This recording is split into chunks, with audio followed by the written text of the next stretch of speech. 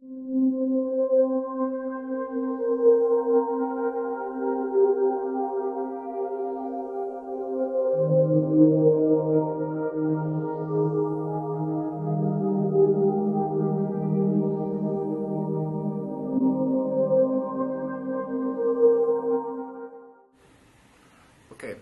hello friends, my name is Ruben and we are here again with some of our friends, Mr.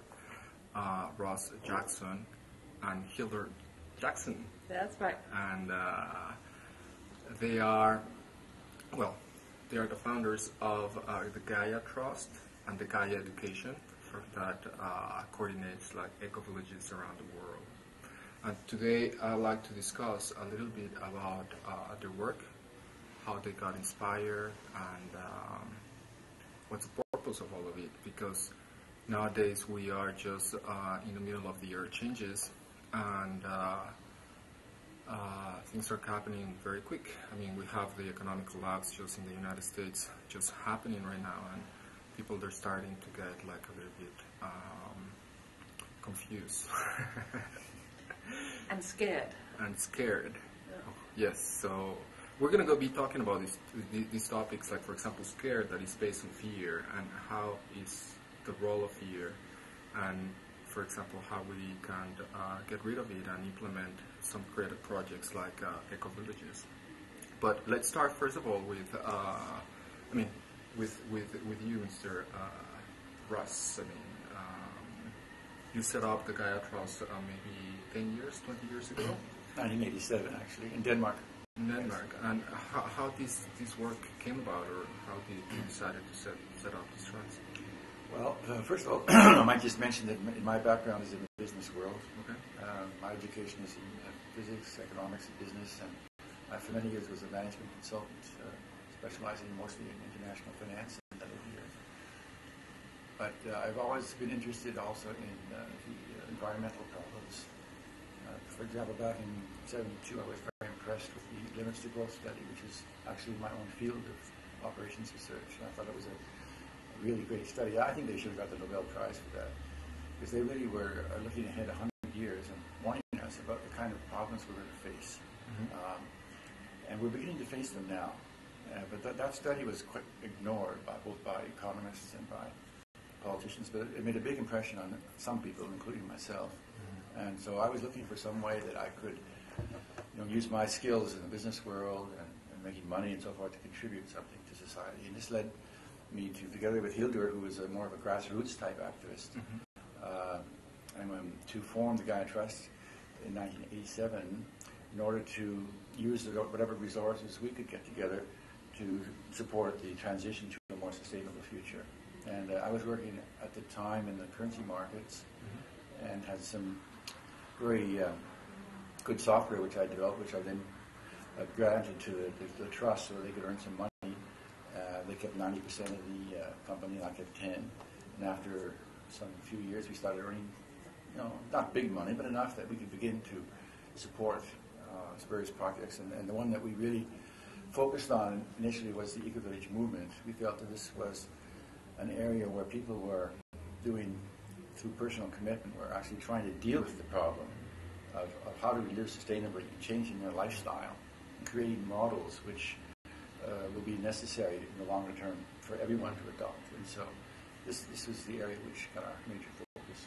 Oh, that's very interesting. Yes, I've just checked your website, and in your webpage it says that you use some concepts like yin and yang.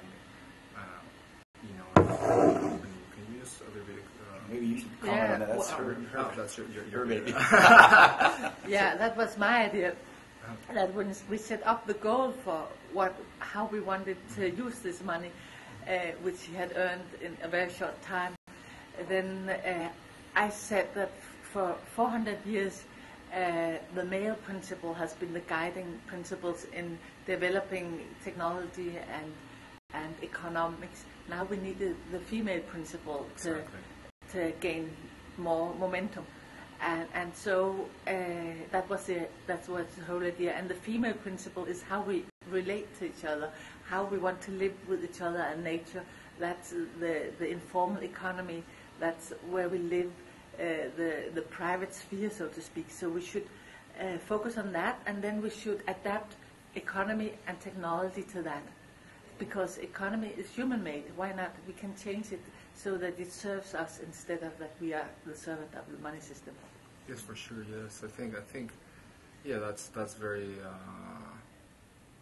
progressive, very innovative, and yes, I mean, like now, especially Western societies, they've just been based on the male energy, and we've forgotten like the, working with the earth, with the female principle, and that's probably maybe part of the root while all these changes are just happening and all these things are just happening. And the thing is that we never decided in groups how we want to live. It's come about like more or less automatically as results of the technology that was available. Now, first the steam engine, then electricity, the big cities. I mean, it came about without conscious choices in a way. And if you sit down with a group of people and decide how do you want to live, you would reach very different models than what is the result. If you turn your camera, you will see the concrete jungle out there, which is the same in all major megapolises around the world. Yeah, so and that's not how human beings want to live. They all want to be close to nature. Exactly, yes. We've forgotten all these disconnection with the essence of the human beings, because, I mean, we don't perceive ourselves as part of nature anymore, and we've forgotten all these essential knowledge. And so you started this Gaia Trust, and then you start working like with the connecting all these eco-villages around the world. Well, we invited to a meeting in Denmark to find out what strategy we should choose, and there we invited eco-villages and also some other projects like the Natural Step, for Natural example. Step, yes, and David Corton was there. Some more just sustainability projects. Different So global thinkers. we wanted a discussion of how could we best use our funds. And it was clear at the first meeting that there was one group wanting to focus on eco-villages, and there was one group who wanted a broader sustainability movement. And so we chose the more narrow for the time being, because we felt it's important to have some models people can see, where the synergy is creating between renewable energy, between wastewater treatment, between a good social structure, learning how to solve conflicts, to see how this synergy creates really good livelihoods for people. So we have always seen them as models, as experiments. Whereas if we had made a broader sustainability movement, which we had been doing privately for years, you can't see it. Because then there are many small initiatives, and they don't make up an image of what it could be like. So it's not that we don't believe in the broader movement, but we thought, let's focus on that, because this is something people can see, and let us help these groups connect and learn from each other, improve, and create a network among them. That we felt would be the right strategy. And another thing which was important for us was that these people were not getting any support from anywhere else. And yet we felt that they were doing a very, very important job in developing these models of how to live sustainably. So we felt that was an area where we maybe could make a difference. Many of them had been working like 50 or more years and made a lot of experiences that are really helpful and useful. And to gather all this